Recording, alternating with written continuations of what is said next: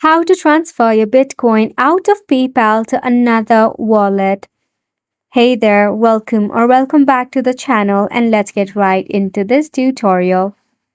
To transfer your Bitcoin out of PayPal to another wallet, firstly ensure that the Bitcoin is available and legal in your region. If it is, you can easily log in into your PayPal account. Now, in your PayPal, you have to navigate to the crypto section, which will be displayed at the top. Find the Bitcoin balance you want to transfer. Select the transfer or withdraw option.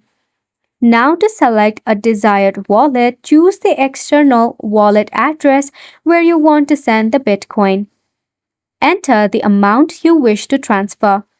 Then, just confirm the transaction. This is how you'll be able to transfer your Bitcoin out of PayPal to another wallet.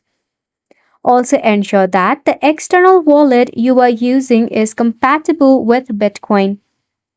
PayPal may charge a fee for transferring Bitcoin as well. Some of the transfers can take some time depending upon your external wallet. And it is a wrap for the video as well. Thank you so much for tuning in.